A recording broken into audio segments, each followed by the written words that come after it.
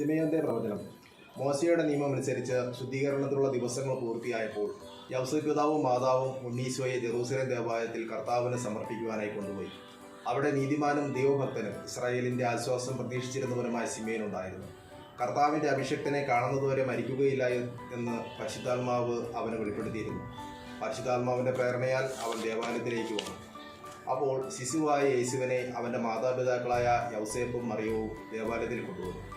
ശിമെയോൻ ശിശുവിനെ കയ്യിലെടുത്ത് ദൈവത്തെ സ്തുതിച്ചുകൊണ്ട് പറഞ്ഞു, കർത്താവേ, അവിടുത്തെ വാഗ്ദാനം അനുസരിച്ച് ഇപ്പോൾ ഈ ദാസനെ സമാധാനത്തിൽ വിട്ടയക്കണമേ. എന്തെന്നാൽ സകല ജനങ്ങൾക്കും വേണ്ടിയുള്ള രക്ഷ എൻ്റെ കണ്ണുകൾ കണ്ടു കഴിഞ്ഞു. ശിമെയോൻ അവൻ്റെ മാതാവായ മറിയത്തെ അനുഗ്രഹിച്ചുകൊണ്ട് പറഞ്ഞു, ഇവൻ ഇസ്രായേലിൽ പലരുടെയും വീഴ്ചയ്ക്കും ഉയർച്ചയ്ക്കും കാരണമാകും. നിന്റെ ഹൃദയത്തിലൂടെ ഒരു വാൾ തുളച്ചു കടക്കുകയും ചെയ്യും.